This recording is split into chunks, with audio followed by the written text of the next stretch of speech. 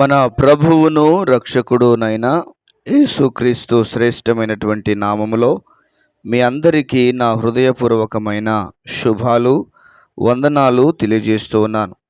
ఈరోజు దేవుని యొక్క వాక్యము ఇర్మియా గ్రంథం 7వ అధ్యాయం 23వ వచనాన్ని చదువుకుందాం.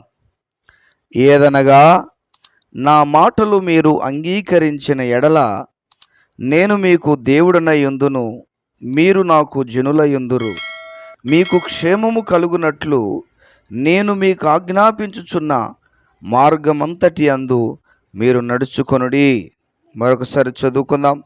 ఇర్మియా గ్రంథం 7వ అధ్యాయం 23వ వచనం.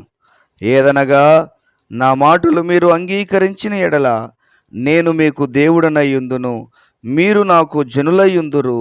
మీకు క్షేమము కలుగునట్లు నేను మీకు ఆజ్ఞాపించుచున్న మార్గమంతటి యందు మీరు నడుచుకొనుడి. దేవుని పరిశుద్ధమైనటువంటి ఘనమైనటువంటి నామమునకు మహిమ కలుగునుగాక. చదవబడిన దేవుని లేఖనమును, దేవుని వాక్యమును మనం ధ్యానం చేసుకుందాం.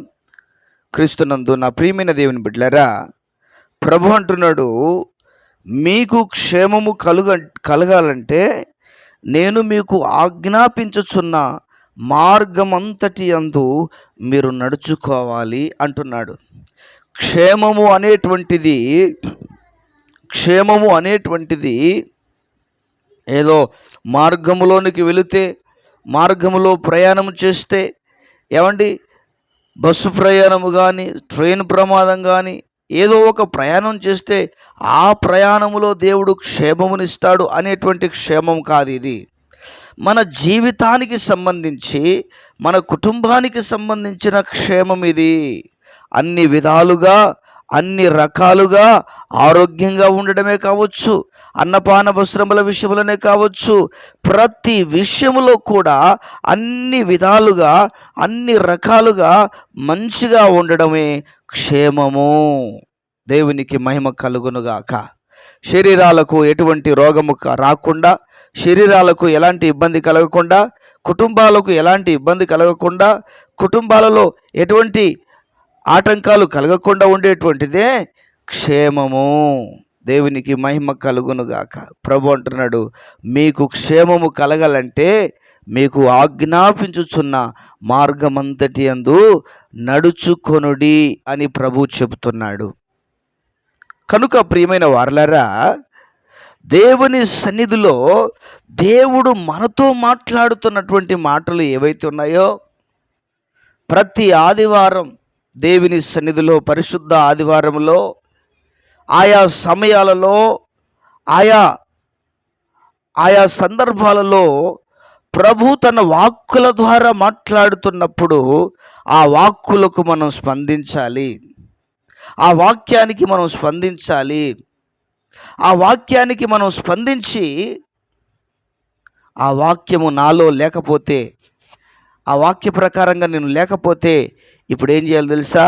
ఆ వాక్య ప్రకారంగా జీవించడానికి నడుము బిగించాలి. దేవునికి మహిమ కలుగునుగాక. ప్రియులారా, మీకు క్షేమము కలగాలంటే నేను ఆజ్ఞాపించుచున్న మార్గమందటి యందు నడుచుకొనుడి అని ప్రభు సెలవిస్తూ ఉన్నాడు.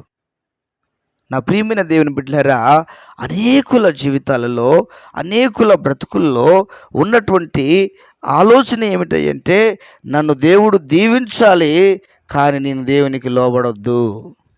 దేవుడు నన్ను దీవించాలి, కానీ దేవుడు చెప్పినట్టుగా నేను వినొద్దు. దేవుడు నన్ను స్వస్థపరచాలి, కానీ దేవుడు చెబుతున్నటువంటి మాటలు నాకొద్దు అన్నట్లుగా ప్రవర్తిస్తూ ఉంటారు.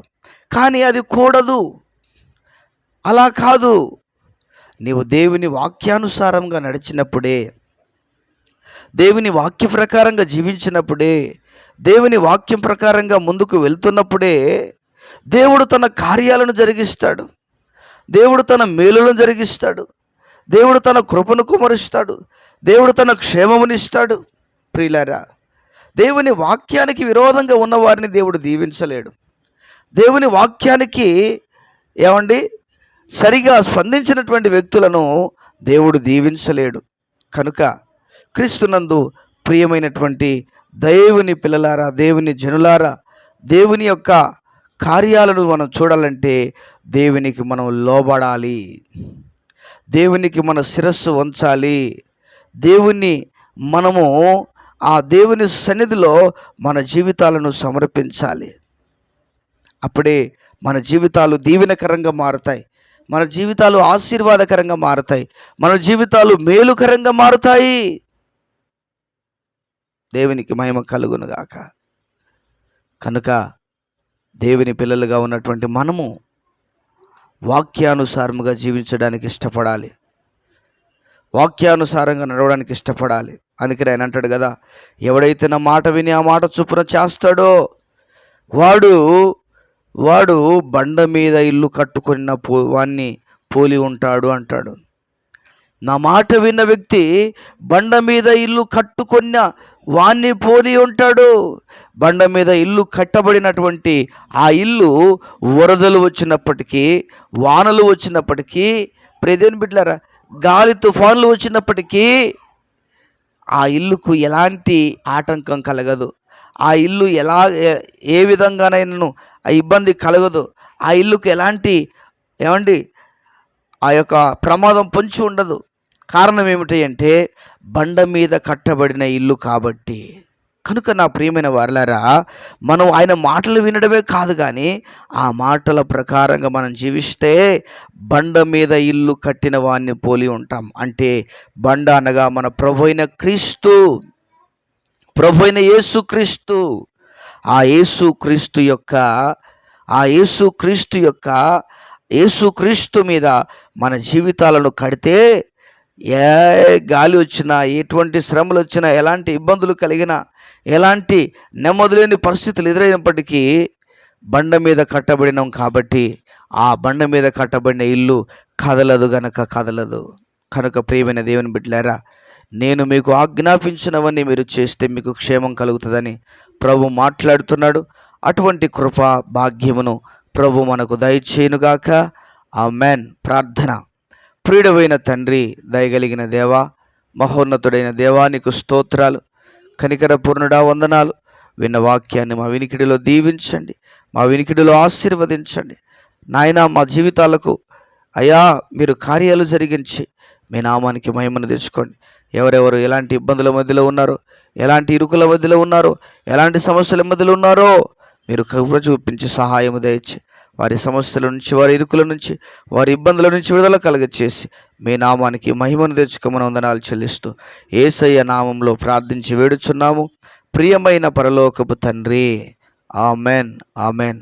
దేవుడు ప్రతి బిడ్డను దీవించి ఆశీర్వదించి మహిమ కలిగిన రాకడ కొరకు సిద్ధపరచునుగాక. Amen, amen, amen.